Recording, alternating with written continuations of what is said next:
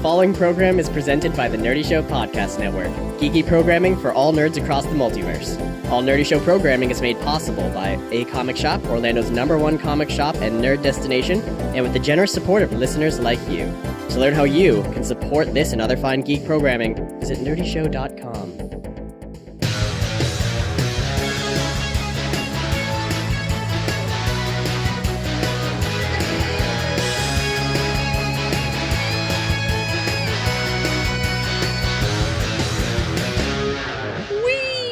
Welcome to Nerdy Show, a weekly podcast dedicated to every facet of nerddom, from comics and video games to science and technology. If it's geeky, we've got it covered. Hi, I'm Cap. Hey, I'm Doug. I'm Boar. I'm Brandon. And this is the show where we talk about all that stuff. Every other week, we come at you with the latest pop culture happenings, and then every week in between, it's usually some more specific conversations. Last time we talked about the 15th anniversary of 8-Bit Theater with creator Brian Clevenger, who's also a co-founder of this very network. And next week, I'm going to be talking with Mark with a C, whose new album, Unicorns Get More Bacon, is out now. And, man, there's been all kinds of shit happening. I think last time we got together, we talked about X-Files, which hadn't released its final episode yet. And if we had seen that episode, it would have been a different conversation because it was a crippling disappointment. Yeah. Chris Carter, George Lucas himself. I don't know if I'd go that far. I would go exactly that far. It was awful. I haven't seen any of the new season, but I'm okay with spoilers.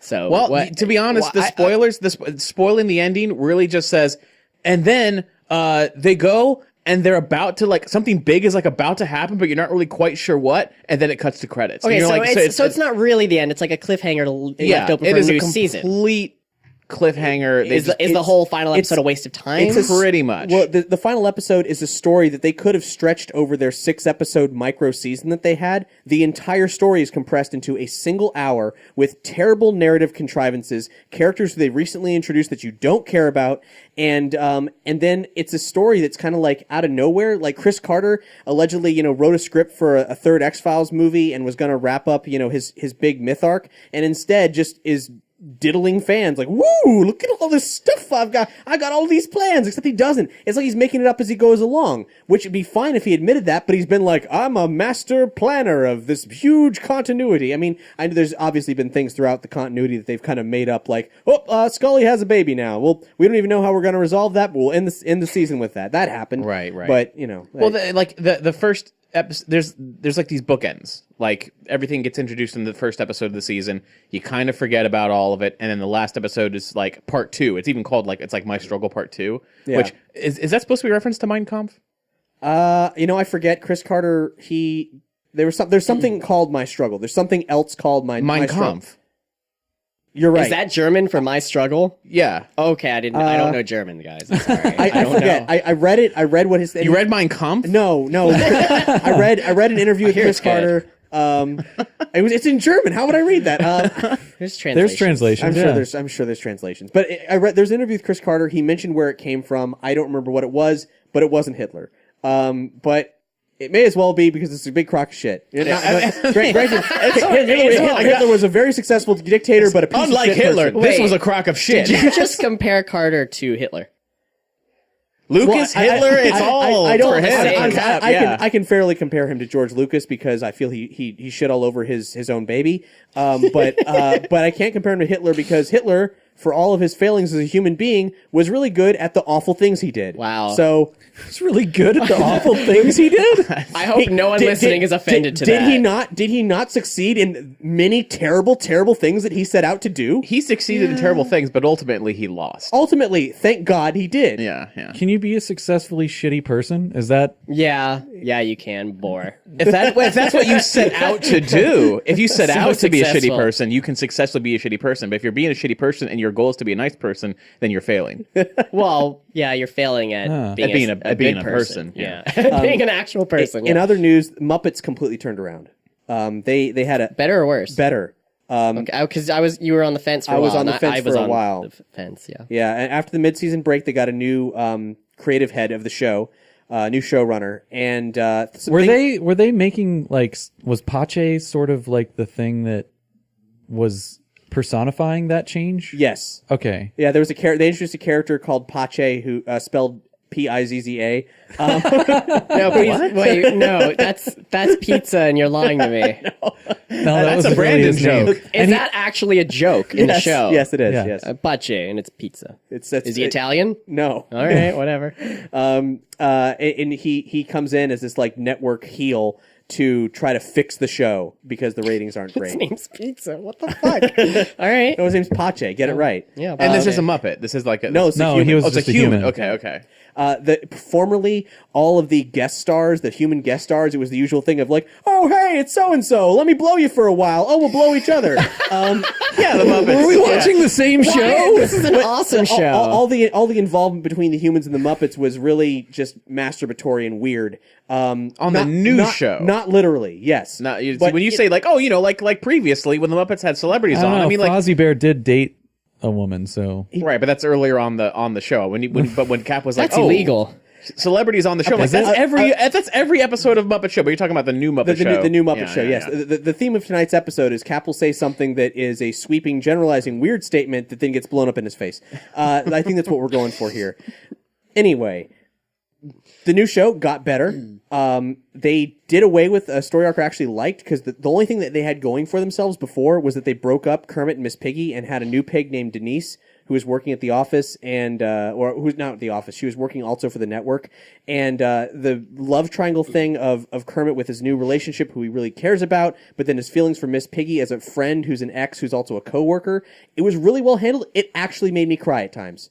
And Grown man crying that to Muppets. and then they immediately, as soon as the new showrunner came in, got rid of the whole thing because Like they got rid of the character of Denise. Or yeah, they did. Did she get hit by a truck? Like no, they killed I mean, her like, off. like she and Kermit were taking some time off, and then things between Kermit and Miss Piggy got kind of edgy again. yeah, I think all there's been is like a phone call since then of her. Yeah. It's like she's gone. Like that whole plot is wiped, and it was a shame because I thought that was actually really well handled. But fan response was like, "No, they're together!" And oh my god! And the one problem with the show is that they're reuniting relationships. Like they actually made a point. The former creative director made a point of getting rid of things like talking chickens. So Camilla. Wait, what? Camilla, Gonzo's girlfriend, was nowhere to be seen. But now all of a sudden she's back in the picture, whereas there was a great episode of him lamenting her not being around, but then they get back together immediately. So all the Muppet so there's no relationships... consistency, is what you're saying. Well, basically there is, but all the Muppet relationships are all of a sudden back together. That's the bad part, but the consistency of the overall show, it's getting funnier, it's getting sharper, it's good, but it's not renewed for a second season yet, and I really hope it is. See, if they were going old school, they would have had Gonzo pining after Miss Piggy, and it wouldn't have been like that. Kermit and her would have been in a relationship. Was that ever a thing? Yeah, in the original show, Gonzo was you're like right, in yeah. love with Miss Piggy, and he was always like, he was like her biggest fan. But then Camilla entered the picture. Right, you know. but then also fucking Kermit and Miss Piggy got married. So is that continuity? You know, is that canon? No, Why does no one date Fozzie? well, I was gonna say Oscar the Grouch, but that's a different show. I was like, Yeah. why doesn't Kermit get with Oscar? But no, it's the wrong show. How does Kermit get with Oscar? Are you like jumping into your trash pile? There were crossovers though, because I mean Kermit used to go Kermit was on on Sesame Street. He was the news I correspondent. heard that once. I've never seen it, but Yeah, he did. He was a good correspondent. for Well, Sesame Street. Kermit and Oscar are probably pretty good friends because, Oscar attracts a lot of flies, and so that's obviously Kermit's primary food source. and Kermit always says it's not easy being green. Oscar knows knows what that's that better like. than He- most. and he He can, suffers he can for it. relate. Yeah. Yeah. He actually couldn't rise above that, which is why he lives in a trash can. And Oscar did appear in the Great Muppet Caper. So there you go. Okay, I didn't know any of this. But Okay. there's no continuity at all, seemingly. But it's great. It's so much better than the movies, and it's improved so much. I really genuinely enjoy watching the show now, and wasn't just like my morbid Muppet curiosity being fulfilled. It's actually something I look forward to. So I hope it comes back. And that's random, abrupt TV rants that we decided to start the episode with. So what else is going on, guys? Just sitting at this table, chilling. Honestly, That's what's happening now. That's I know. oh, you mean before I came here? Yeah. I ate some cool donuts. No, literally, all I've been doing is either working, saving bird lives because I'm better than most people, so I save lives. Right. I mean, we make a joke about your familiarity with ornithology on the show a lot, but maybe I'm not an expert. I know some of it. I don't Compared know to the rest of us, you scientific are. names. I mean, people might not realize that you work for a birds of prey sanctuary and that you regularly operate on birds to some degree. Rehabilitate, I'd imagine. When I operate on birds, I will say that they're no longer alive. Not because of me.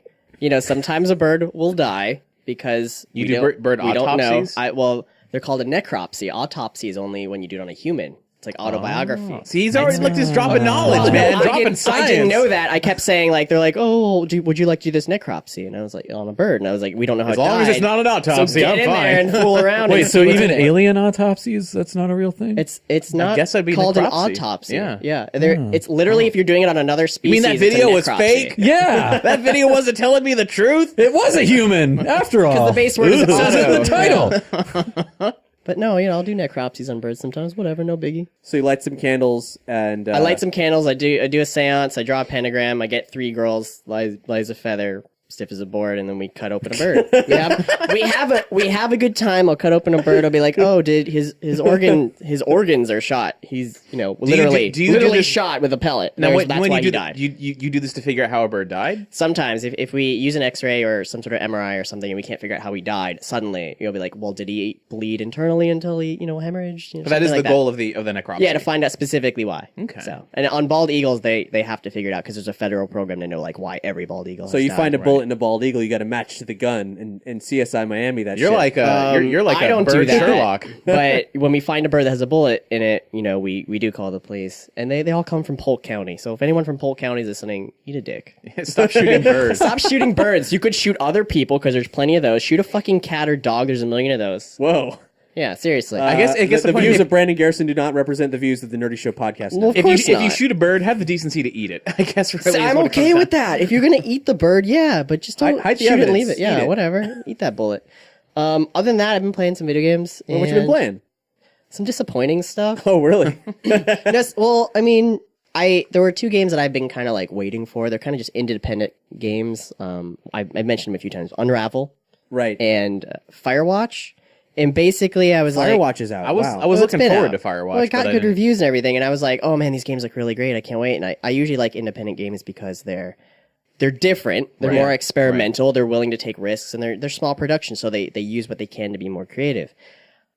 I don't really like either of them, and I don't think they're worth the money. Okay, so Unravel is a side-scroller game where you play a little yarn person and you trailing some yarn behind you. Okay, so Unravel, the game mechanics are pretty tight. There's really good physics and, like I said, the game mechanics. So you're this little tiny yarn puppet, and it's a side scroller, and you figure out puzzles along the way. And the more you move, the more yarn you use up until you're like this scrawny thing and you can't move anymore. And each level is more difficult, more challenging. There's crabs who will try to kill you, or there's pits, and you can use your yarn to make bungee cords and climb up things and make trampolines, and eventually you run out of yarn. photorealistic looking. Yeah, it looks like you're in almost real areas. The problem I had with this game was not the gameplay itself. It was the story that made me want to throw up dicks, and not the good kind of gotta dicks that you swallow throw dicks up. first. Yeah, That's, so you throw up dicks when I played this game. So I don't know how to explain it other than that the main story opens up with an old woman, a really detailed old woman, sitting at a table, being depressed, and she walks up some stairs past a bunch of photos of real people, and then you begin your journey as a little puppet just suddenly. And you go through her house, and there's picture frames of different things, and each one is a different level. And it's really sappy, and the game's supposed to show past connections to everything. And basically, when you're playing a level trying to collect things to basically scrapbook. You're scrapbooking memories for this old pathetic lady who's depressed, and you'll walk by you'll be on a level where there's a beach, and you're going by, and you'll see 2 actual pictures of children digging in the sand smiling, and I'm just I want to throw up.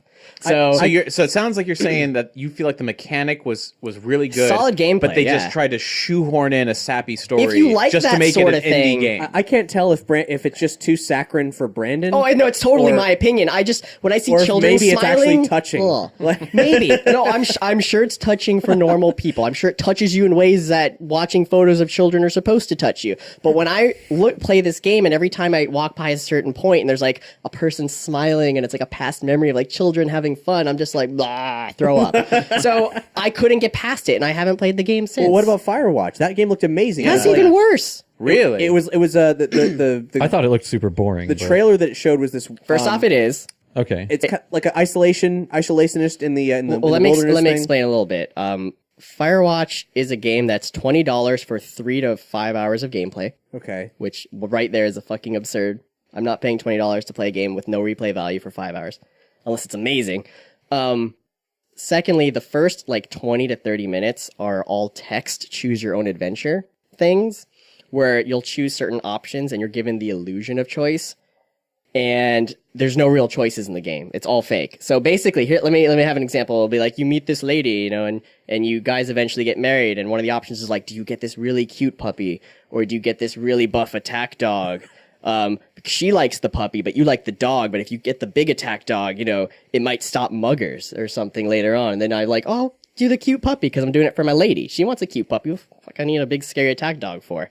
And then you get the cute puppy, and she gets mugged anyway. And then there's other decisions where Wait, hold on. Wait. Hold on. It doesn't sound That like doesn't you- sound like the illusion of choice. It sounds like your choice actually made a difference. because it has nothing to do with the main story. This is just the beginning. No matter what choices you pick, it ends the same. There's Okay. no different ending result. Okay. And like I said, this is just the beginning where it's like, do this option or this option. And then the next two You're sentences. making it seem like it had absolutely no bearing on anything at all. Like, oh, I picked the puppy and she still got mugged. Well, even though it doesn't, because it only affects the next two sentences, literally, and that's it. I gotcha. And then the next part will be like, and all the choices are terrible things too. There's no good or bad choices. You're a horrible person in this game. So she'll be like, it'll say, and yeah, this is still just all text dialogue at the beginning. And while you're walking through the woods, and it keeps going to weird text about your life and how you got here. And one's like, she gets the job of her dreams, but she has to move away. So do you convince her to commute really far all the time because you don't want her to go, or do you convince her to not take her dream job? There is no option of going with her or anything. This sounds super mundane. Yeah, and then by the time you get to the end of this story, she has early onset dementia. You put her in a home, and you run away from life to take a job looking for fires in the woods. I see how you say it really doesn't matter then. Yeah. It's just no matter what you choose. You build the story of your life. We already know that you're here in the woods now, and that's what matters. That's Everything essentially else the game. beforehand, the backstory doesn't matter. You could just, whatever, fuck it. No, I understand what you're saying. Even yeah. the choices when you're actually playing the game don't matter. For instance, the point is to prevent fires, and you. So wait, is it a visual novel or is it an actual game? No, it's an actual game. That was just the beginning. The rest of it is you basically, that's how you got to where you are now, where you join this I want to say patrol, where you sign up for a job the to Park watch for Service or fires in a whatever. forest. Yeah. It's completely in the middle of nowhere. You get there, and there's a walkie-talkie, and your boss, who is a girl or a lady's on there, and I feel like there's going to be some romantic interest in there, and there kind of is. Anyway, and she just tells you orders over that, and you do them, and you basically stumble upon two kids, and then they went missing, and the rest of the game you're kind of figuring out what happened to them. And any choice you have, I stopped playing at that point, a little bit after, because it was so boring, and the story was so meh, that I didn't care. So another independent game that I just completely stopped So playing. you didn't finish it? No. Because I heard the I reviews read a say- bunch of different that say, things. when you get to the end, it's like, oh shit, not like a big twist, but rather it picks up. Well, and if I really, played another 2 hours, I would have beaten it. But, but I also read things there are certain choices where the whole game is an illusion of choice, and they did that on purpose, but I don't like that because, for instance, there's a part for the story to progress that this campsite or whatever has to be lit on fire. And you have a choice. You get to there, and there's some event happens, and it says you can burn this camp or whatever, or not. And if you choose not to because you don't want to and you want to be a decent human being or whatever, it happens anyway because it needs to progress the story. So no matter what you do, the same events are going to happen at the end. There's that operator lady who's your boss that you're talking to on a walkie. If you tell her at a certain point, wait for me here for this thing that's going to happen, she doesn't. You tell her to do something else, call the cops when these... you make a solid choice, call the cops when these kids are missing. She doesn't. It doesn't matter what you choose. It follows a set path regardless. And that really bugged me. And that was one of the reasons I stopped. And it was really boring. And I know it got really good reviews, and I don't know why. Once again, maybe it was just me. And these are all just text choices too. No, well, they're dialogue options that pop up almost like a Mass Effect box that'll appear do this or do that. But like I said, it's an illusion of choice, and nothing really changes because of it. It sounds kind like of a visual the novel. ending of Mass Effect. No matter what you do, the one thing it's literally that the whole game. So I was really disappointed because I was really excited for these independent games because they're usually really cool. Yeah, I thought Didn't Firewatch like looked them. awesome. Broforce came out for free on PS4. Yeah. If you're a PlayStation Plus user. That game's amazing. I love it. It's the Expendables, the game, pretty much, which is what it is. And if you haven't witnessed Broforce, it's this insane pixel shooter. We did a video with the creators of it at E3 2 years ago and had a lot of fun. You should definitely check out the video. There were some push-ups and some... I can't really tell. I forget if they just if they're kind of making fun of America, but that's okay. Because they're not American. Yeah, any of them. But so it was really funny. Like, oh yeah, Americans and take over everything by force. I'm like, yeah. but the game Broforce, if you haven't played it, it's like a side-scrolling, run and gun kind of game where you play all the greatest action heroes, and they changed the names, even though they're exactly that character. Like Rambo is Rambro, Terminator is Brominator, Indiana Brones. Bro Cop is my personal favorite. It's a good naming convention. And Do they have Bronan the Brobarian. Abraham Lincoln? He's not in it, but that would be great. Damn. So would Casey Brones, but he's not in it too. That would be, man. There's Ripley from Aliens. There's a bro version. I think it's called like Bro Ripley. Seriously, and it's a really buff dude. Why not just Ripley? I don't know. I think I wrote it down. There's so many. It's like Ellen Ripro, but or something. But it has literally her haircut and like the jumpsuit, and it's just on a big buff guy. Are you sure it's a buff guy? Are you sure it's a super buff lady? You know what? Could be. You're right. MacGyver's in it, McBrover, and he uses bubblegum to climb walls and throws dynamite. And you can throw a giant turkey that attracts, people and then blow them up. Anyway, it's a really fun game. And I'm not dissing the indie games because I'm like, oh, these have a story, lame. I didn't like the story, and it was like watching The Notebook. Well, if you're being railroaded, then it's like not a game. And it's just that I couldn't get behind either stories for either game, and it didn't grab my attention, and that's why I haven't played them since. I have them, I will play them eventually, but I haven't gone back to them. Well, I finally managed to pull myself away from Fallout 4 long enough to turn on my Steam Link for the first time and get some of the PC games that had been warming my computer, but not my gameplay time. Welcome to having Steam. Yeah. Yeah.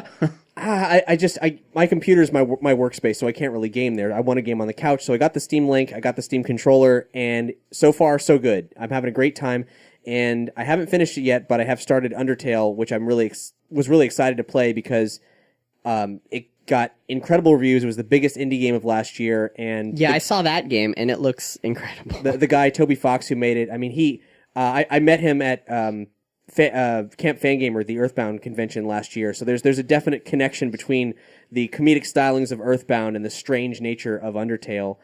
Brandon, what did you think of the moment you saw this game? I have no idea what the hell's going on in that game, but it's hilarious. You'll be fighting dogs, and your attack options are like roll in the sand or roll in the dirt, and then if you do it successfully with a minigame to dodge their attacks, they go, you smell like a puppy. What's happening? There's a puppy here now. And then you have new options like pet them. And they're like, we're being pet by a puppy. And this is how a normal turn-based attack happens.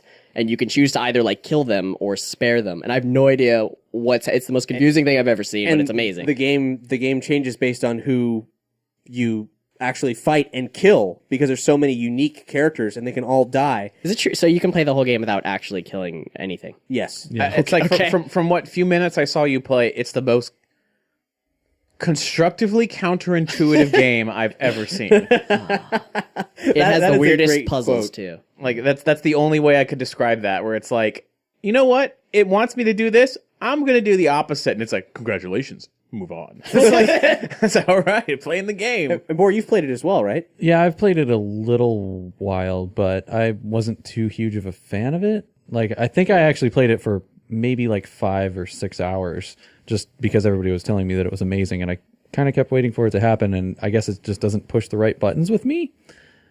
But I can definitely understand why from what I saw. You need a specific sense of humor. Yeah. Which you obviously don't. I don't think I have that. Did you like sense of Earthbound? humor. Did you play Earthbound? No. It's probably where it stems Well, from. I didn't play Earthbound, so I have no idea if I would like that.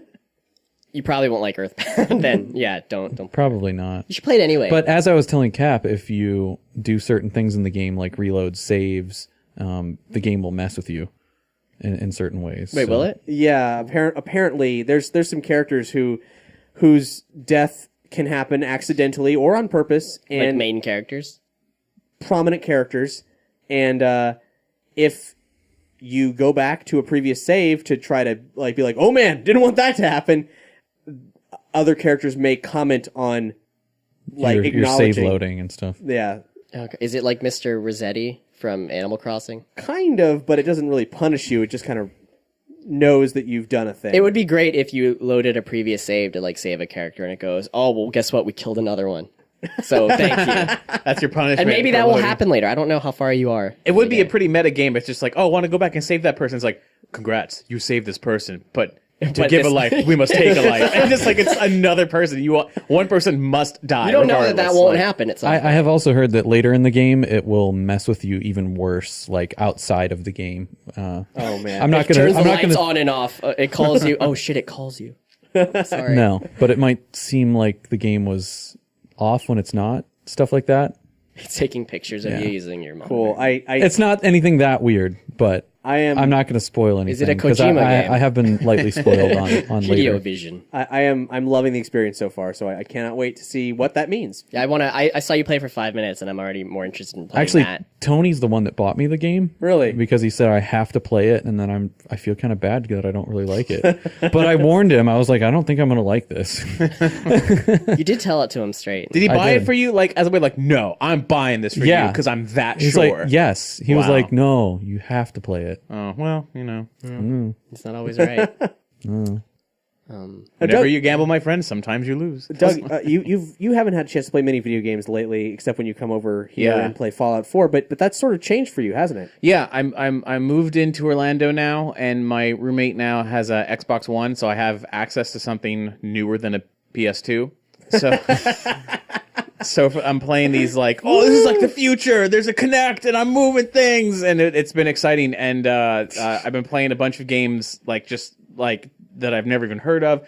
And I started a profile. And I started playing Kinect Sports Rivals, which I know is like a couple years old at this point, but it's new to me.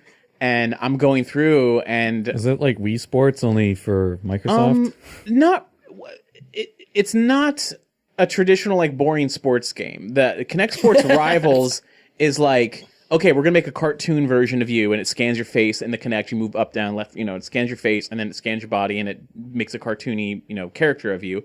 And then that's your avatar in the game. You can make it look however you want, though. But I kept it like me. So when you can challenge friends on Xbox Live. So like I have like my roommate, and I made my wife Nina make one. So now I can challenge them, and I'll do these crazy events like the jet skiing or climbing or bowling and stuff. And I'll do whatever, and you can challenge them, and then when they start to play, the avatar that you made, it like saves your skill level.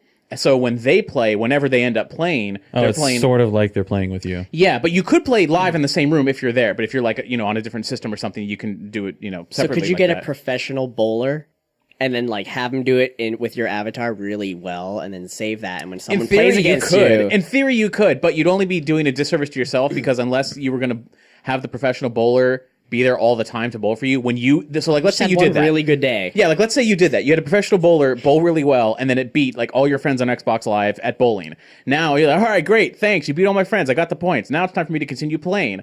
The bowling that you're going to be against is so fucking hard in order to meet the professional level because everyone raises, all the There's bots just will 10 raise to your pins. level. Oh, the other players. Yeah, Okay. the normal bots when you're not playing actual people will raise up to your level of skill. I can't even imagine miming bowling. Like it was hard enough with the Wii. Actually, like with the it's Wiimote. It's actually really easy. Like Does it bowling, even get the rotation of your wrist? Well, at and least with everything? the Wiimote, well, you have here's a the button to like let go. Right. Know? Now that is helpful, but the bowling on this is like you can put spins on it. The trick to learning how to play this game is don't go for what you would do in the real world. Go for what you do in this cartoon world. So it's like it's sort of That's cartoony not physics. realistic. Got it. No. But the reason why I keep playing it is, well, one, it's fun to see my avatar just beat the shit out of like all like when you're climbing, I'll climbing and I'll be like, oh, my wife's avatar is up there and my my roommate's avatar is up there. I'll be climbing and then it's like, oh shit, they're passing me. I got to get to the top first. You can grab their ankle and pull them off the mountain. What? Yeah. That's not very sportsmanlike of But you. that's the thing. It's not like the Olympics. This is like this fantasy island where it's like only the best will survive. And it's not like Survivor though. But it's like this weird mix of.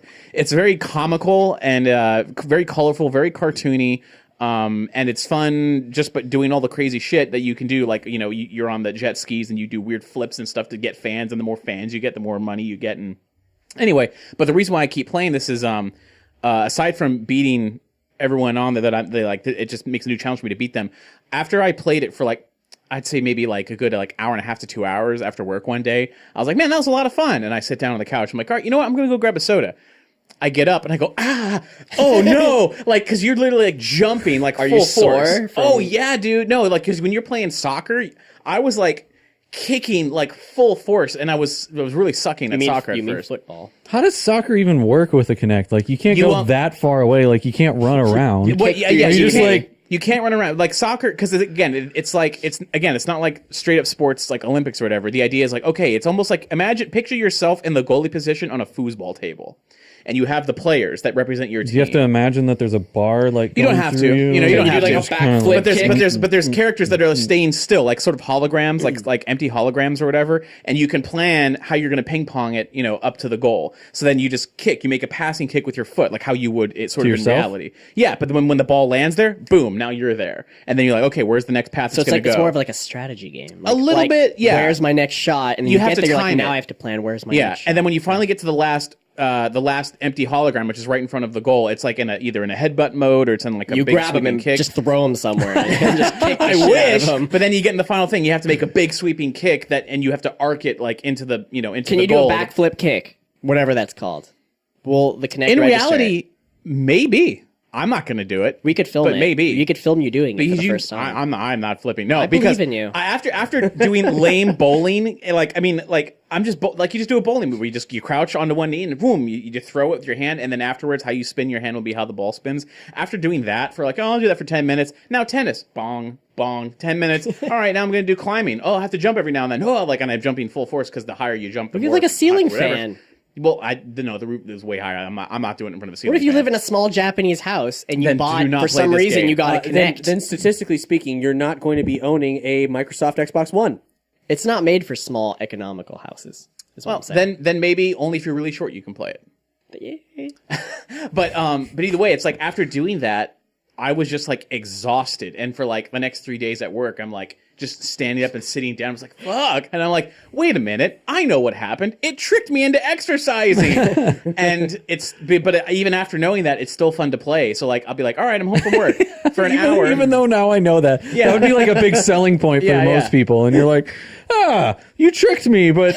Okay, I guess you're fun. Yeah. No, it's still fun. So like I'm gonna see how long I can keep it up as a workout plan of like the laziest workout plan ever. Do people question you on it? You're like, oh, I'm so sore, and someone's like, well, what did you do? And you're like, well, I was played a lot of video games. I went bowling and I played tennis this weekend. You play that Fantasia one where you like the Fantasia one was great, but it didn't like exhaust me like this did. Of course, do they invite you out? They're like, oh, you play tennis? Come out with us this weekend. You're like. I was like, no, I'm a little recovery. Yeah, I don't have a racket. It's more of a handball. Yeah, thing. I play tennis with this hand and just smack the ball like. Handball. Yeah. Wall handball. ball. Yeah, but so I'm still gonna be playing that for a while and trying to see if it helps me get into any shape because it's like, oh man, I burned 200 calories. That reminds me a lot of another Xbox One Kinect game called Shape Up from Ubisoft. We did a thing on it 2 years ago at E3. Because it was the team from Ubisoft that previously had the game that had the most Kinect sensitivity of any other game out there, which was a fitness thing called Your Shape Fitness Evolved. And that was such a formal fitness game, it didn't sell so great, even though the technology was really good. So they transformed it into this weird cartoon fitness game with Shape Up, where you do all kinds of like insane crap. But it's like that, where it... Well, like Doug was saying, it tricks you. You have to be tricked into exercising. No one's going to buy an exercise game and then keep playing it. Yeah, if the exercise game was just a guy... Like, the halcyon days of Wii Fit are gone. Yeah. If it was just a guy being like, okay, now do this move. Now do this for 5 minutes. Do I'd be a like, no, this push-up. is boring. But if you just say, no, you're climbing a mountain, I'm like, oh yeah. Suddenly There's an eagle on top of that mountain. Yeah. There's a golden egg in that nest. You got to get it. Oh, now so much Brandon's crap. playing definitely. If there's an eagle. Oh no! Not only is there an eagle, Get the egg and fight the evil. you have to you have to okay. pick like what legion you're part of. It's like Viper Squad, the Wolf Clan, and Silver Monkeys, and then Eagle Legion. Oh yeah. And you got to pick which one you're going to join, and then you're fighting, competing. Anyway, but other than that game, which is fun, I started playing this game called Sherlock Holmes: Crimes and Punishments. What? This sounds like an S&M. This is thing. no. This is This is an exercise game. no. This is another Xbox One. It's like no. solve the crime. Crawl Crawl on the floor. Look for the piece. I would play an Xbox Kinect Shake Sherlock evidence. Holmes game. Find the clues on the walls. There it is. But Pugilism.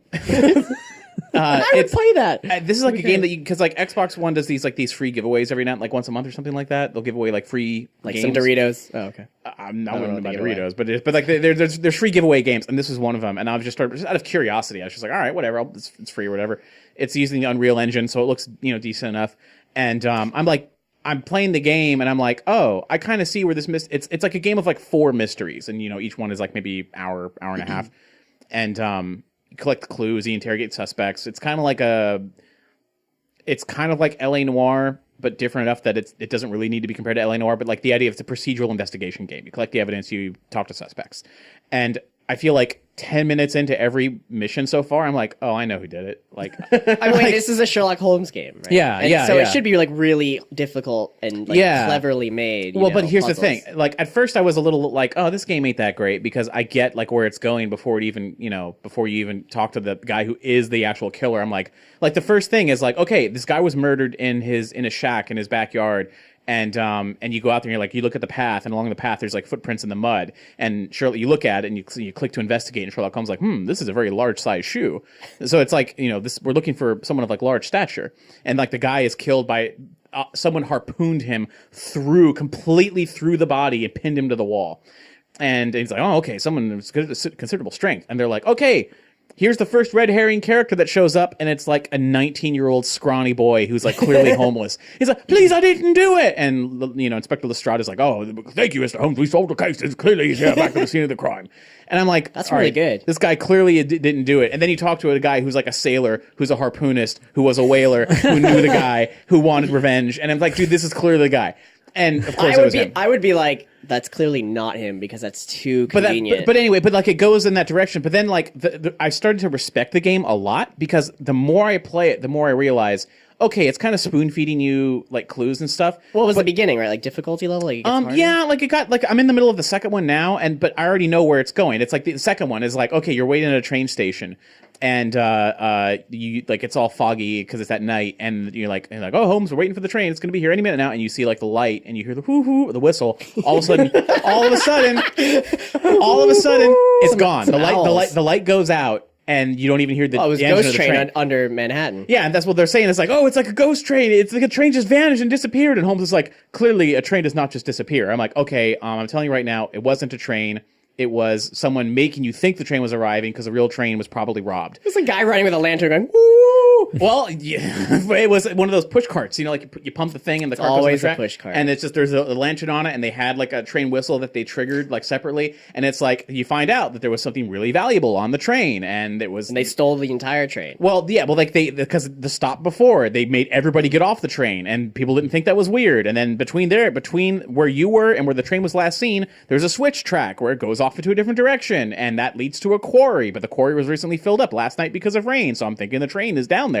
So it's like you can see like where it's going, but the reason, like I was saying, the reason why I started to respect the game is because I'm like, all right, if I sit down and think about it, and I have to write a mystery, how can you make a mystery game where you have to collect the clues and interrogate suspects and make it possible to solve without spoon feeding it, like without saying like leaving bits of evidence in plain sight? Like how can you possibly make it work and not have someone throw their controller in frustration because they don't know where to go? I want a puzzle game so hard that I throw my controller in frustration. I've done it before. You're going to want City of Lost Children for the PSX. Okay. I still have that movie that I haven't seen either. It's a very good film. I think you got it from and me. a very strange, very hard to find video game that is an investigative kind of find some items thing. Very difficult. So please enjoy. Okay. So the Sherlock Holmes game, Unplayable, you might say. like the ET game. How do you move around like in like third person, first person, or is it like point and click? You can actually go between third person to first person because there's some locations. So do you have to follow the tracks all the way to the quarry? Or it'll be like, oh, go here and you'll automatically go to the next area. It's like you have like your detective notebook or whatever, and inside there's different tabs, and there's the tab of the map of the town, and you can just say, take me to that spot. Did Watson do it? No. Did he ever do it? I don't think so. Because and that's the other problem. Watson's behind all of it. Watson's there with you the whole time, and he serves no purpose other than, Holmes, I don't get it. What are you getting at? Clearly, Watson, this is what happened. Like, I already know what happened because I'm Sherlock Holmes. Now I'm just watching Sherlock Holmes explain what I just discovered to another person who's literally not doing anything. You do know that that's the whole reason Watson's there, so that he can explain it out loud to someone else. Right, but if you were playing as Watson, that's a different story. Like, if you're helping him solve the case, but instead you are Sherlock Holmes, as soon as you discover the evidence, you hear Sherlock's inner monologue going, clearly the body was dragged from here to here. And then he's like, Watson, I think I have it. And Watson's like, what do you mean, Holmes? He goes, well... When is a body not a body? And he's like, Holmes, you're losing me again. He's like, when it's not even here. And it's like, God damn it, I already know what the fuck happened. That would be so great if his inner monologue was nothing like that. And it's like Watson asks a question, he's like, oh, this fucking idiot again. Let me explain everything. That would be great. Like, it made me want to make a Sherlock Holmes game, but then I realized it would probably be, you kind of can't. It would have to be like, no, that's the thing. This is like probably one of the better Sherlock Holmes games out there because I don't know how you can make a Sherlock Holmes style story and not have obvious clues because I am not actually Sherlock Holmes. Like I wouldn't actually be able to do this stuff. These are like those, I forget the name, the Ace Detective games. Phoenix Wright? Phoenix Wright? Phoenix Wright, man. Well, he's a lawyer. He's attorney. Yeah. Okay, but no, you also do a lot of detective work and interrogate people and find clues. And by the last mission or whatever, you find out that every case you've done, even though they don't seem related, are all related somehow. But that's every great, Spoiler alert. I'm just saying. I would hope that would happen in the Sherlock Holmes game. Well, when I get to the end, I'll let you know. Otherwise, it's weird how I'm like, I make it sound really mediocre, but it's done well, and I'm still playing it just to see if I'm right. But then is there a button to just like smoke his pipe or whatever? No, like, but he does smoke though. But no, not you. Or it could be like the TV show, and it's a different drug every time. It is time for some shout-outs to people. We got a couple one-time donations because though we promote our Patreon quite a bit, you can just straight up say, hey, Nerdy Show, I can't give you money every month, but here's some money right here, right now. And we had two people do that, actually, since our last recording. Nev the Deranged said, the interview with Bob Dolman was fantastic. Thank you. It was a lot of fun. Bob Dole. Bob Dolman, the guy who wrote the George Lucas, Ron Howard sci-fi fantasy epic Willow. Mm-hmm. So, guys, let's talk about Donald Trump. No, I'm kidding. No, I'm fucking sick of that shit. Anyway. And Sean Hutchinson, celebrating this year's leap year, he said, "Happy Leap Day. I gave you a hundo on the last one, so let's make that a tradition." Yes, damn. Sean Hutchinson gave us $100 the last 2 leap days. Damn. Wow. That was what, 4 years ago? Is that what leap years were? It was. I can't remember that. I can't remember what happened yesterday. Sean and Nev, thank you so much. Crazy. You guys are awesome. We got some shout-outs from some patrons, because remember, if you give us $10 or more on Patreon, you get a monthly shout-out every single month. So we've got one here from Allison Parent, who says, to everyone attending Anime Boston, come celebrate the convention's partnership with the National Multiple Sclerosis Society and help make the world a better place for those affected by MS. A donation to the Anime Boston charity booth will not only make a difference in the lives of real people, and not anime people, but also give you a chance to win some super cool prizes. I mean, like animated people, 2D cell animation. I know. Come down to the dealer's room and check out some awesome gifts, rare merchandise, and exclusive art. That sounds nice. It does. And if you are at Anime Boston, definitely not only check out the Anime Boston charity booth and go say hi to Allison for us, but also Wicked Anime are going to be there on site and hosting some panels, so definitely keep abreast of that stuff. Probably Wicked Anime's Facebook page and their Twitter are going to be where you want to go for all the latest details on all that. Thank you, Allison. Thank you again. We also have one from Scott John Harrison, formerly known as Shaded Spriter. And this is sort of in response to our 8-Bit Theater episode. He said, 8-Bit Theater may have helped spawn lots of imitators in the early aughts, but Brian's great writing makes it stand out even today. The horrors his fans may have spawned does not compare to the horrors which spawned from Bob and George, the first Sprite comic. The comic which featured edited Mega Man Sprite characters and spawned thousands of imitator webcomics, including my own. A recovering Sprite comic author who has graduated into a pixel artist. Shaded Spriter, now known as Scott John Harrison, because I want to forget my dark past of 2003 to 2009. Who doesn't? Congratulations. Well, thank you for coming clean. Yeah. We've all been there. We all have internet I wanted to regrets make of our youth. a Sprite-based webcomic back in the day, too, and then I realized I'm too lazy and have no talent, so screw it. Well, there were plenty of them already. I kind of did something similar back in the day. How many of you guys are familiar with Pokey the Penguin? Not at all. I'm raising my hand. just I am. Brandon. No, I remember Pokey the Penguin. Is he the one that he goes ice fishing and there's that really crappy theme song? It's like a Hanna-Barbera cartoon. And he's like, Pokey the Penguin. I thought that was Chili. And then oh shit, yeah, sorry, that's Chili. No, So no. sorry. Pokey the Penguin Who the fuck is Pokey? was a really early webcomic drawn in MS Paint, super surreal, and I honestly haven't read it in ages. I don't know if it's still good, but I loved it back in the day. And I made bootleg Pokey the Penguin comics. I posted some recently to my Tumblr account, and I guess I'll link those. I picked the good ones because there were some real bad ones, but they're fun. They're fun, weird, and apparently it's still around. They have a Patreon too. It turns out. Oh wow. Wow. I mean, it's old. It's old as dirt. Pokey the Penguin, like 98 for as webcomics go. That's ancient. Yeah. 98. Yeah. Jeez, was the internet even around? Shit. Not even really, no. No smartphones. I think Final Fantasy VII didn't even come out yet. Maybe. No, Final Fantasy VII was out. Anyhow, we've been doing this campaign for a while now of awareness that we need you to rate and review us on iTunes. So iTunes enables people to see our show more if we have more ratings and reviews. So ratings are super easy. You just click 1 to 5 stars, ideally 5 stars, and we have a stream for each of all of our feeds. So the Nerdy Show Network feed which has all the shows, and then each feeds for each different show. So I'm making it sound over complicated, but really, you just need to go to nerdyshow.com/spread the word to get the details and links to all of our independent feeds. If you could help us out, it would be amazing. And if you do, we will read your shout-outs here on the show. And each of us have... Reviews. Yes, reviews. Yes, we read some reviews on the show. Thank you for it. No problem. I'm crossing my wires from all the fan stuff. There's so much. So I got a couple I'm going to read, and you guys all have them as well. This one's 4 a.m. wake up. 4 a.m. wake up call by Jade Numi. The work week is near impossible for me to get through, mostly because I have to wake up at 4 a.m. I get dressed, start my car, and turn on the place for all things nerdy. So on top of being entertained the first thing in the morning, I'm also wide awake due to laughter caused by these amazing, shiny people. This is my favorite place for podcasts, be it all things nerdy or for a good laugh. Thanks for the many years of happiness. Well, thank you, Jade. Thank you so much for that review. That's a lot of pressure. Oh, that's not a lot of pressure. You're already doing a good job. Everyone, proven. Be funny forever. And Jade Nami also provided a great review for Call of Cthulhu as well. So if you want to read that, go to the Call of Cthulhu page, and then also yourself leave a review. That would be awesome. And great stuff by Deluxe. Came to Nerdy Show after blazing through way too much of another podcast on the network, Friday Night Fan Fiction. This podcast is exactly what I was looking for in terms of lighthearted nerd news without any additional fluff. No, if you ask me, I'd say we're full of fluff. But hey, it's okay. If we're not, we're just what we need. Awesome. Thanks, Deluxe. What you got, Brandon? Listen to these guys! ! By Temsu.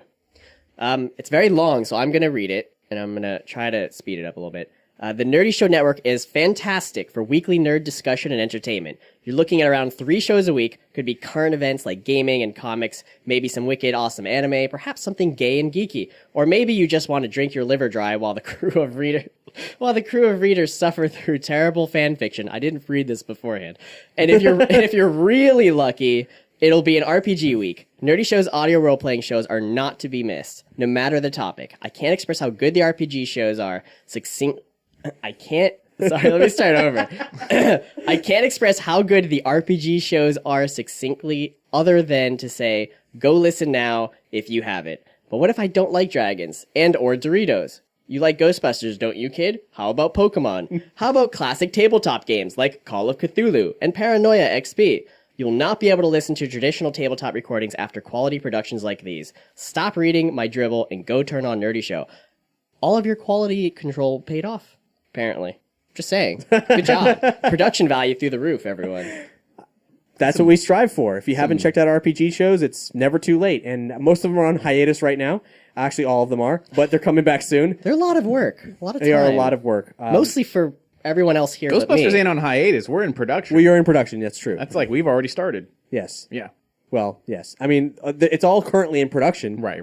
But it's also not currently, none of them are in a release cycle right now. So there's that. Well, how about you, Doug?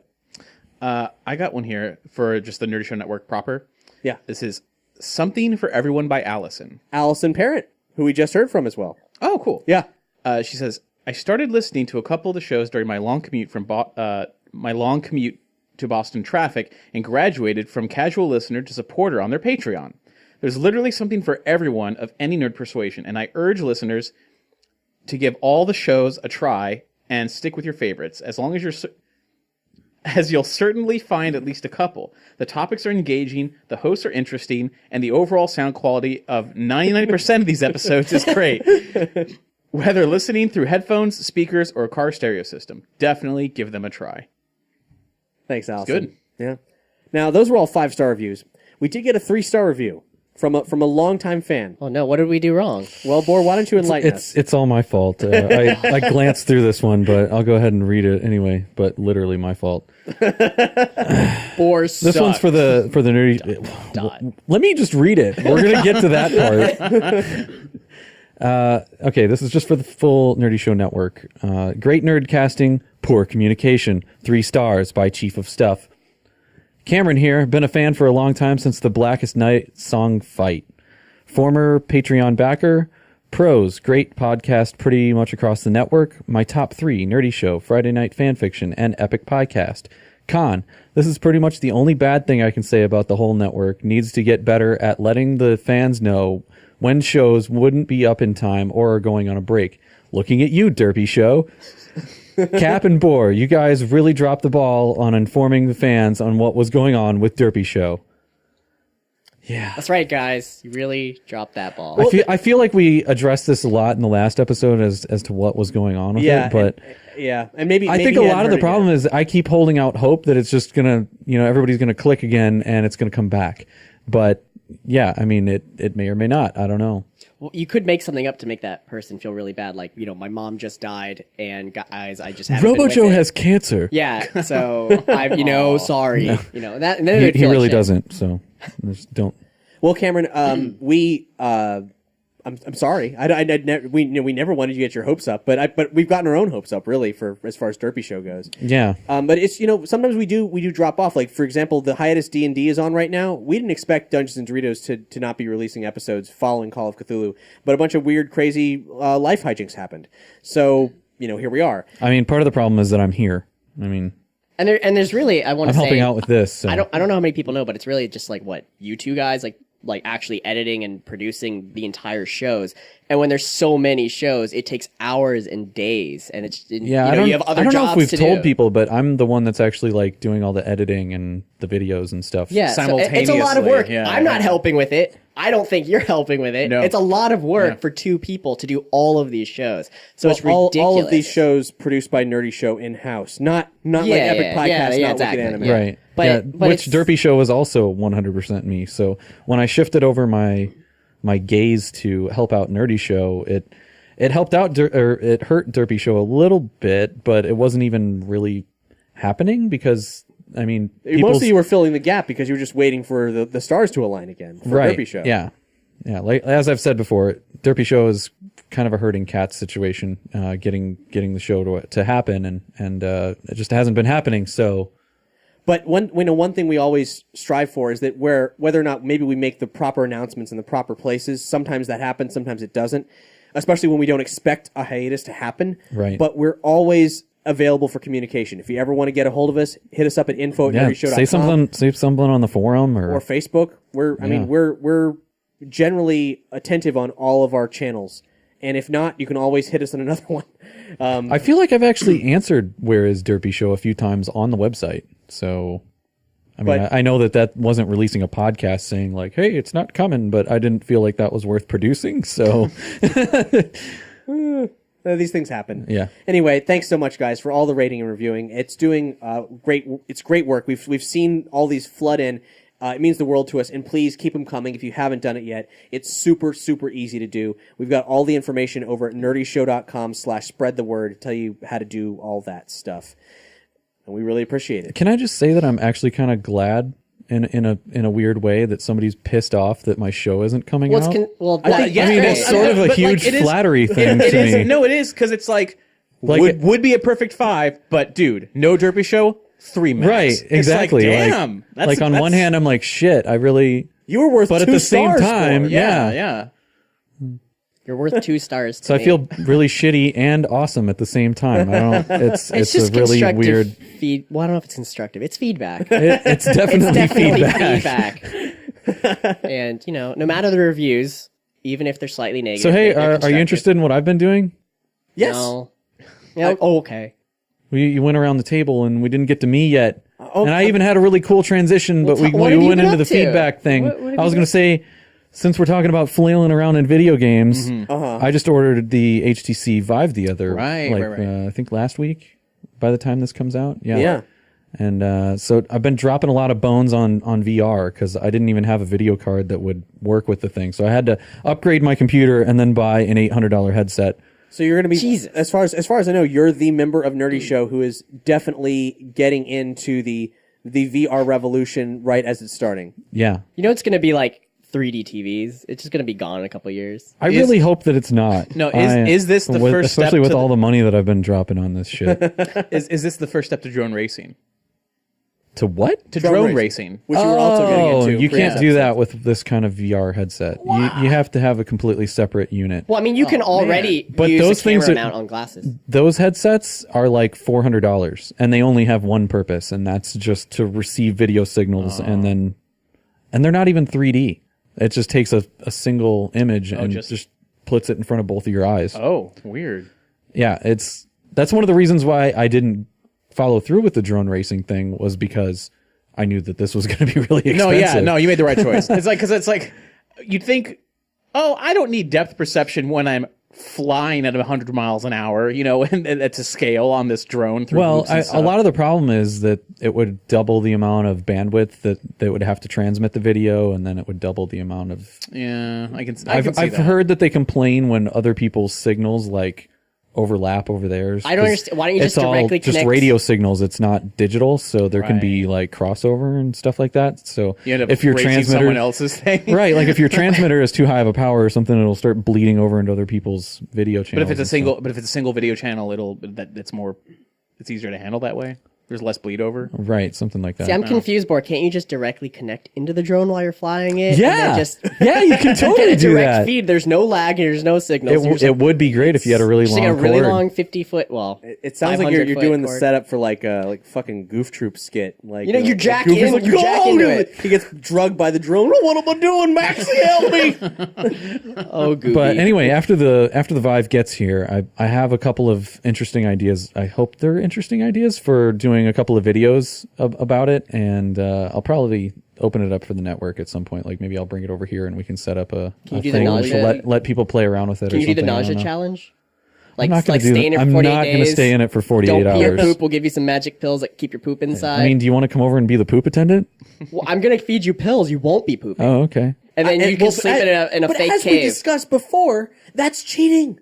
That is cheating. Yeah, You got to okay. put the diaper or Get a nothing. diaper. Diaper We need or astronaut just yeah. suit. No, just a bucket with some QR codes on it, so you can see it in the virtual space. Okay. That's gonna go wrong so bad. But Is there That's the turds all thing. over my Okay, car? you'll see the bucket. You'll see the QR code on the bucket, so it looks like a toilet, but you won't see where the waste is going. So it's just like you gotta. Right, it's more attractive that way. You'll You be can able to smell feel it, it. but you can't see well, it. the no. Vive does have a camera on it, like right in the front, and you can pull it up sort of like a cell phone in some of the games where you can see like The what's outside going world? on in the outside world, like sort of creepy. through like a virtual like window. weird. What if you're like someone's Yeah. broken and they're right in front of me with I'm dead.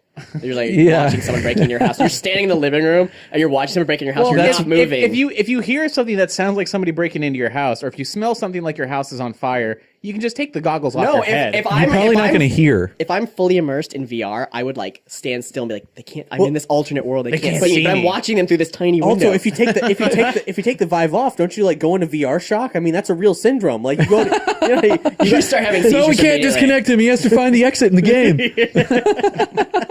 that's real. That's real. I've seen it on television all like the the time. Matrix, you're gonna All have to the call. anime. Get me out of here! You have to call Brandon. Get me out of here! You gotta shut the game All down. right, I'm in the same room with you, but I don't know what to do. It's locking me out.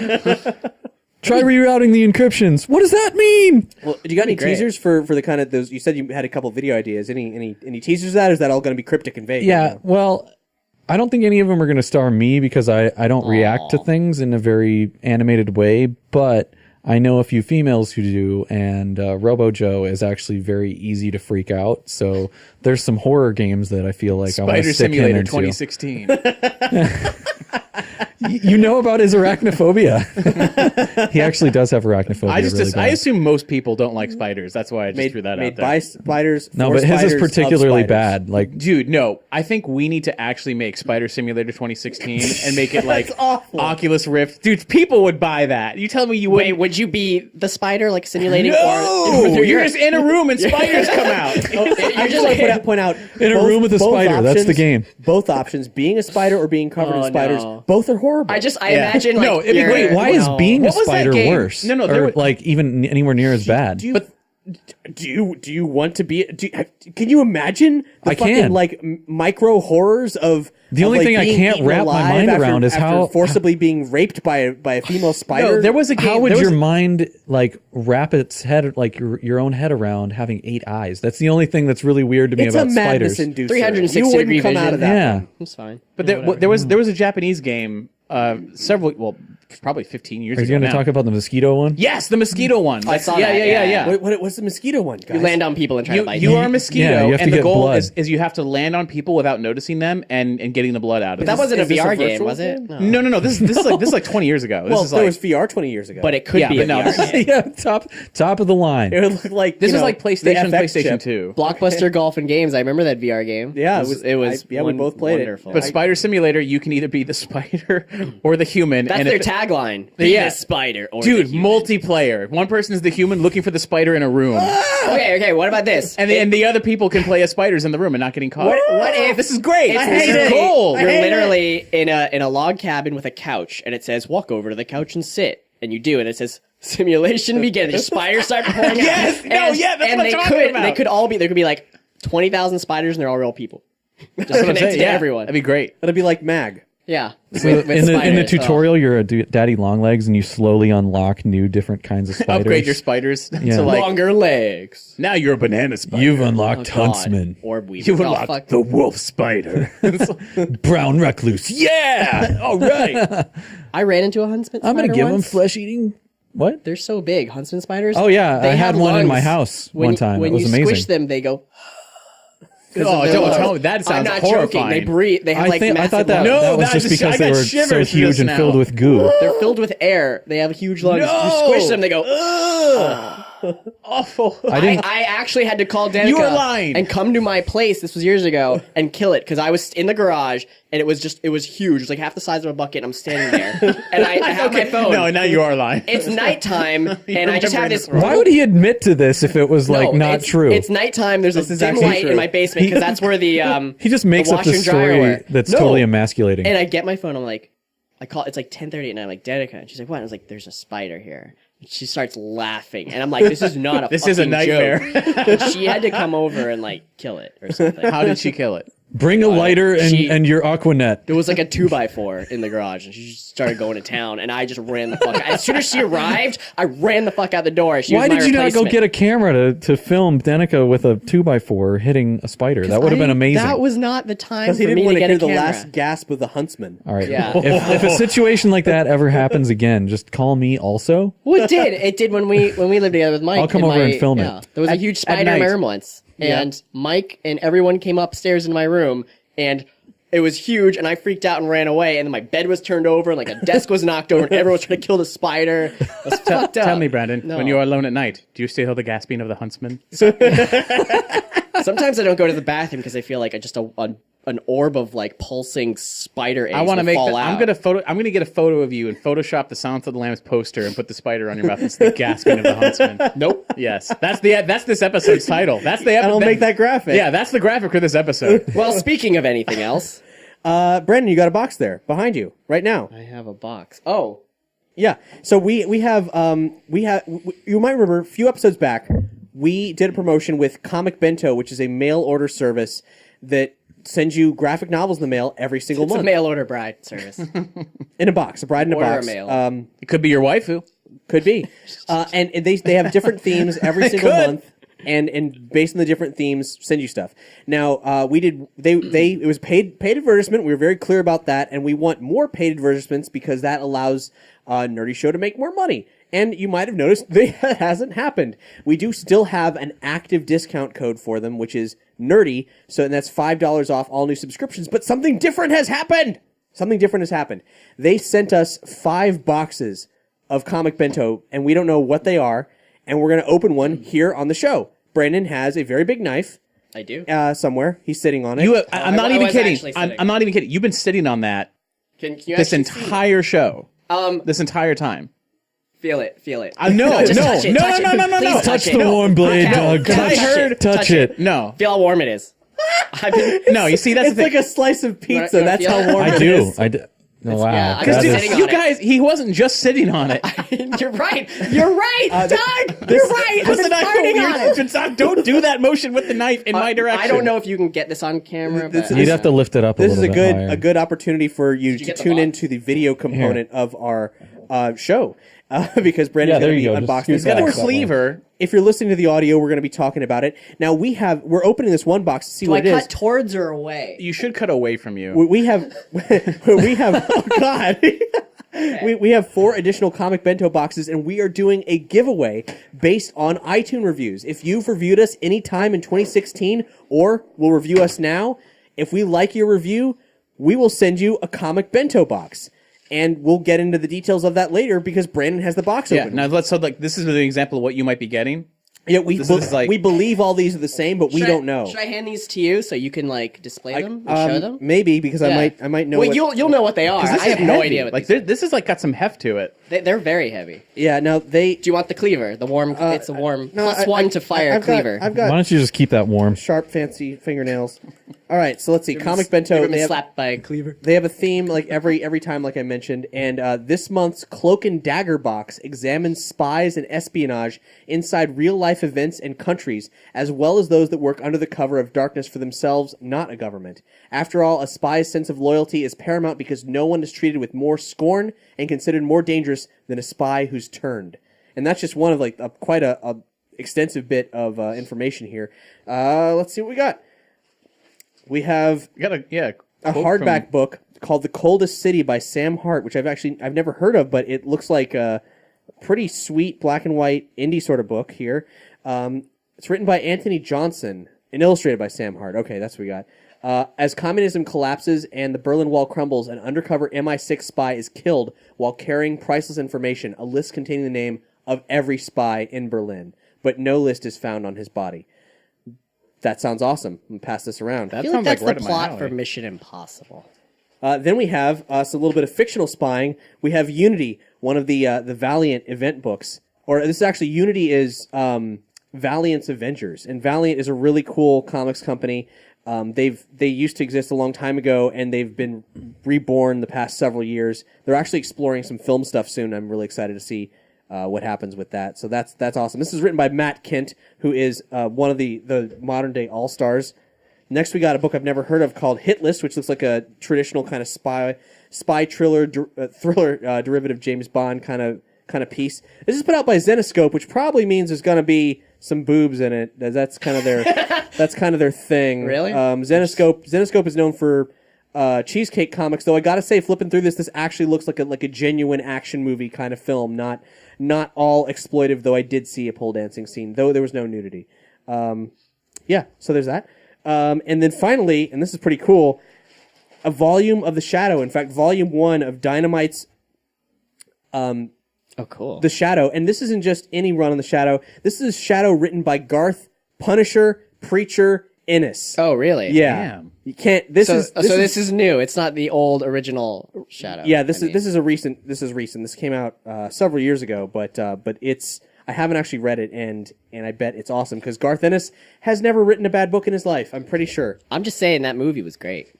The Shadow knows. Alec Baldwin, thanks. So we think that that's what's in each and every one of these boxes here, and we want you to have those. So just say something complimentary to us. Now, if we have to do a formal submission process because obviously we need your address in order to send you these boxes. So if you want to formally enter into the giveaway, in order for us to do that and make sure that we have your contact information, your email address, and then we can actually ask you for your physical address. You don't have to give out your physical address right away. Just so long as we have some way we can contact you. Review us on iTunes.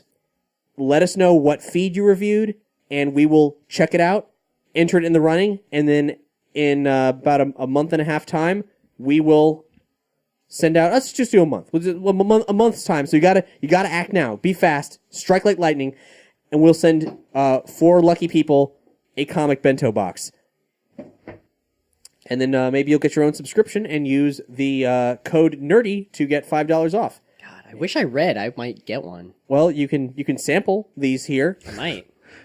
So yeah, so that's. I wish I liked this stuff. Then I would really like I wish it. I liked books. You know what? There's no birds on any of the covers. Well, maybe someday they'll do Bird Month, and then you'll have a book of birds, which you have many of already. I don't know. Anyway, we have all the information at nerdyshow.com/bento giveaway. So if you need information on kind of a recap of all the crap I just spewed out, well, it's all there online. Very simple. So yeah, there's that. In other news, I just saw Zootopia. What's Zootopia? That's the Disney animated movie. That came out. That's out already? Is it Disney? Just Is that the one with the really funny trailer with the sloths and the rabbit? Yep. Oh, how was it? It was good. It was great. Oh, damn. Good. And to answer your question, yes, it was Disney, not Pixar. Okay. So, in fact, the director of Wreck-It Ralph, or the co-director of Wreck-It Ralph, was also co-director for this film. Interesting. I saw an interesting statistic on it that there were more hairs on one individual animal than there were on all of the characters of Frozen combined. Wow. Like that's just like the difference in the computing power.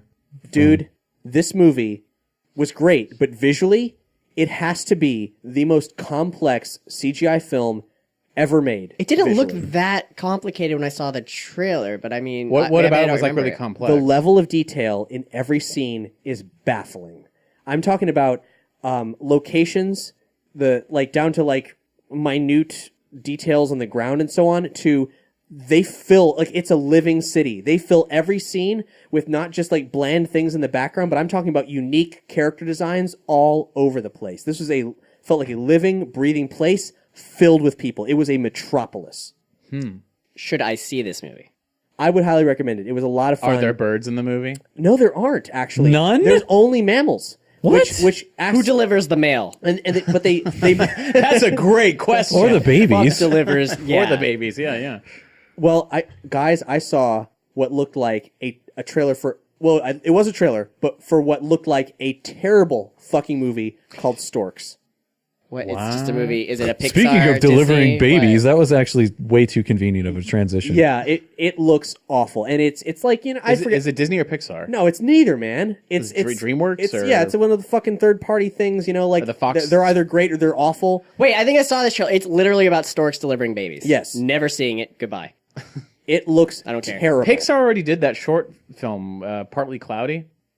I'm sure I saw that one. With a chance of meatballs? No. It's just Partly Cloudy, and it was about it was about. Here's the thing. Let's do a movie about animated storks delivering babies. You already get it. Done. Right. The short film Partly Cloudy, it was like, wait a minute, where did the storks get the babies from?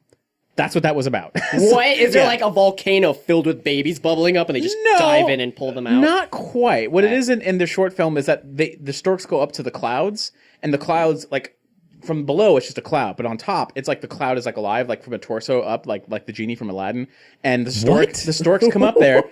No, it's actually really good. The storks come up and they land on the cloud, and they're like, all right, give me the child. And the clouds take other clouds like cotton, and they mold it together, and they make the baby, and they give it to the storks, and storks take it down to the parents. This is what I'm picturing. The storks fly above the clouds. There is a giant pregnant woman bigger than a building. No. It's the Venus of Willendorf. And a prolapsed vagina comes out. And a baby, No. a baby Why does it have to be stork prolapsed? crawls into the end, grabs a baby, Why does it have and to be says, prolapsed? "Thank you, mother, baby," and flies off. And the thing's just like a giant lady. with No, it's huge- actually It does sound like you're talking about the Venus of Willendorf. That's I don't know what that is. it's You do in your primal mind. All right. The short is really cute. It's funny and it's great. And there's no dialogue in it. It's like in true classic short Pixar Are there fashion. babies crying? This is a There deal may have breaker. been. No, they may have been because the point of the story is it's like you see how that world works within 10 seconds, and you're like, okay, I get it. What now?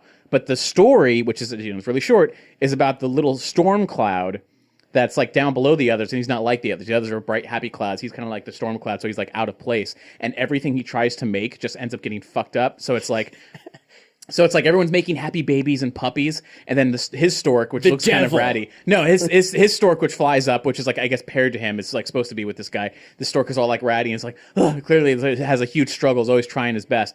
And you're like, why is this one look so ratty? Why is he not happy to get to work? And the dark rain cloud is like, oh, okay, like he's gonna try really hard. He tries really hard, he uses lightning, and he zaps something to life. And it's like a crocodile baby. And at first you're like, and it's like, oh, it's cute, but the crocodile baby just bites the shit out of the stork. It's like, but he has to take it down to earth. So it beats the shit out of him every time. And then he's like, okay, let's make something else. And like the next one looks like a cute little like lamb. It looks like a little lamb. But before the clouds, dissipate and you see what it really is. It's like, oh, it's like a little round It's lamb a with little 4 legs. skeleton. No. So the stork puts his arms around it, ready to catch it as soon as it comes out. But then as soon as it blinks into reality, it's actually a porcupine, and all of the spikes are already through his hands. Like, and he has to like put it in the thing. I like the idea that there's a cloud so terrible that literally it could be like a half melted fetus with like a skeletal arm falling out of the cloud. And the They stork's probably like, had okay, to I'll have deliver him, this. They probably had to have him stop making humans because of that. Brandon Garrison, everyone. What? That's what I picture. But either way, it's been done and it's cute. So and it's great. Zootopia. Yeah, so Zootopia. Fuck storks. Yeah. Zootopia. Wait, we need Doug to give us the entire plot of something else that he's watched first. No, that was not the entire plot. But anyway, go ahead. Jesus. Zootopia, man, it surprised me in a lot of ways. I thought I'd only seen a couple trailers. I thought I knew the story. I didn't know the story. It is a city of only mammals, and they do reference the term mammal in the film, so clearly they're aware of other species, but they don't happen to live in Zootopia, so there's kind of options you think there. the sequel, for, there's going to be a for more war with stuff. like the cold-blooded Reptiles. The actual point of conflict Lizard man. is that they're an evolved society where predator and prey live together, but the reality is that in Zootopia, which is this like the center point of where that pact was formed and everything, hundreds of years ago, I guess, there's still a struggle between predator and prey. There's still a schism there. So the main character is a rabbit who's there's never been a rabbit police officer before because no one like respects rabbits. They don't let them, a small animal, work amongst big tougher animals like water buffaloes and rhinoceroses and all that, and so she's got to struggle to prove herself in that respect, and it actually ends up being about racism in a lot of ways, and and class, and if someone, you might say, someone grows up in the ghetto. So it's discrimination, like class discrimination. Yeah, but though it's not, it's weird because it's like class discrimination, except that it isn't in the film, in the context of the film, isn't class discrimination, it's species discrimination, but it plays out like class you're a discrimination. bunny, you don't get to be a police officer. You have to do these other jobs. Right, and there's a character who's like a scam artist, and he talks about how he wanted to be something more, and you see a flashback, and that was taken away from him, and he's like, and then eventually I thought, well, if that's what they want me to be, then that's what I'm going to be. Is the scam artist a fox or a weasel? He's a fox. Fucking man, knew it. Was it the fox from the trailer? Yes. Oh, okay. I was like, yeah, you knew it. fox You saw or a the weasel. trailer, yeah. Okay. But it was really cool, and there's just, you can just watch it I could probably watch this film 7 times and see different stuff, like multiple different things all the time. There's lots of weird in-jokes. There's a couple digs at Frozen. Really? There's a Breaking Bad reference. You guys want to make meth? Okay. It was great. Like I had a great time. guess I'll It see really it. surprised me. What's that? Do you know the main character's name? Out of curiosity. I think female Judy. bunny. Judy Hopps. Judy or Lola? Bunny. I'm just What do you asking. mean? Oh, between the two of them, I think This is a question for Cap and I. Judy. Judy is a more appealing character than Lola. Lola was pretty one-dimensional in both of her incarnations, in both Space Jam and that Looney Tunes television show. So, more interesting in the television show, but still And not Judy quite likable. literally is 3-dimensional. That's true. Though she wasn't Space Jam. No, she wasn't in Space Jam. Never mind. Judy was in Space Jam? No, saying Judy Hopps is a 3-dimensional character. okay. Judy Hopps is a compelling, fun, neat character who I liked a lot, and I really hope there's another Zootopia. Like it was like, I like this. Like this is like Lethal Weapon for kids. I can. Okay. You know what the world needs? A lethal weapon for kids. I think that was called Lethal Weapon 4. Oh. So Well, yeah. or 3 as well. As soon as Joe Pesci entered the picture, but hey, He's been in it since 1. no. He was Joe 3. Pesci? Joe They saved Pesci- him in the first movie. No, they saved Am I him in wrong? they Yes. saved him in like number 2. Yeah, or- man, I or don't, 3. whatever, man. Mel Did Gibson. you hear about the Zootopia spin-off movie that they announced? Is this real? Yeah. No. Yeah, it's based in another city nearby Zootopia, and it's got bananas and strawberries and anthropomorphized various kinds of fruit. It's called Fruitopia. I hate you so much. I hate you. I knew that was coming. This is not okay. If I could punch you from here, Would you like this cleaver? I could throw the cleaver. For some reason, in other countries, they called it Zootropolis. Yeah, isn't that weird? I think maybe the Utopia doesn't translate so well as Metropolis, which, of course, the famous Fritz Lang German film, Metropolis. I don't know. Whatever. Hey, man, in Demolition Man, it's Pizza Hut, not Taco Bell internationally. Yeah, that's true. Brandon, you watched an international version of Demolition Man Not recently. by choice. Okay, well, if any of you haven't seen I know this, we're just randomly Wait, it's not switching Taco topics. Bell? No. If any of you have never seen Demolition Man, first off, the reason it's an amazing movie with Rob Schneider and Sylvester Stallone I like that's and the Sandra first Bullock. thing you name is Rob Schneider. it's- Rob Anyway. Schneider's in that movie? Yeah, it's like you know how Judge Dredd has Sylvester Stallone and Rob Schneider. This is They were a Sandra duo. Bullock. This is Sylvester Wait, Stallone. he was actually in that movie? I don't remember Yes, him at all. yeah. he's the other main character. But in Judge Dredd, it's more like Sandra Bullock and Sylvester Stallone and Rob Schneider's there. Anyway, she didn't know the reference to the 3 seashells, so I said, "Oh hell no!" Procured the movie somehow over the internet, and turned out every time there's a scene in the movie where there's like they talk about the great franchise wars and only one restaurant survived, and it was Taco Bell.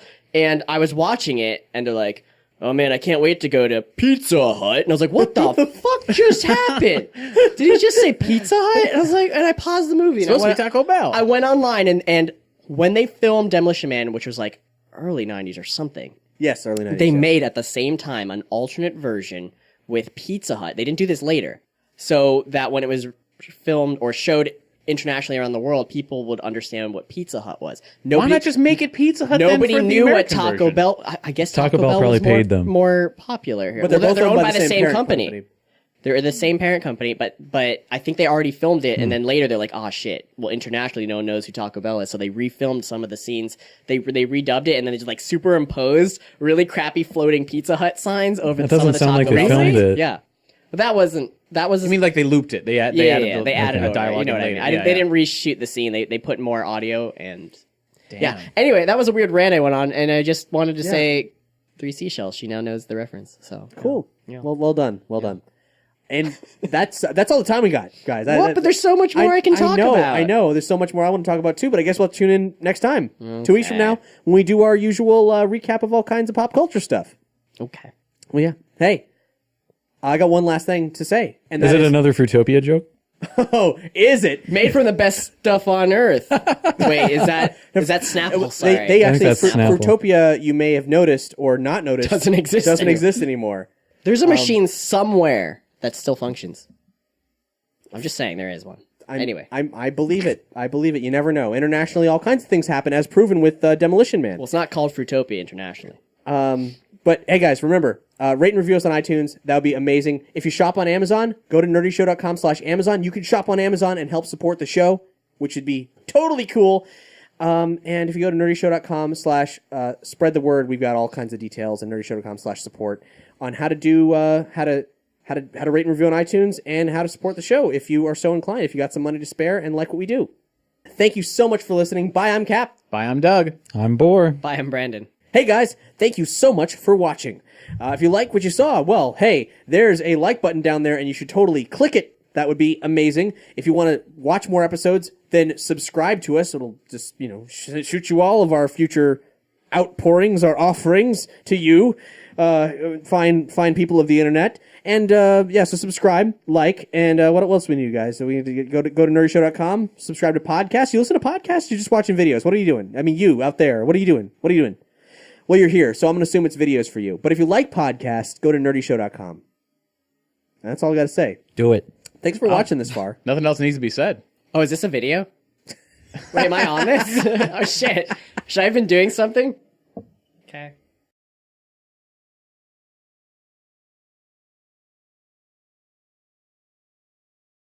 Yeah, how did that theme go? It's like Calling all nerds all over the world. This is the place where your voices get heard, where the uncool rule and the geek is chic. Nerdyshow.com. Set your inner nerd free. Suck my D.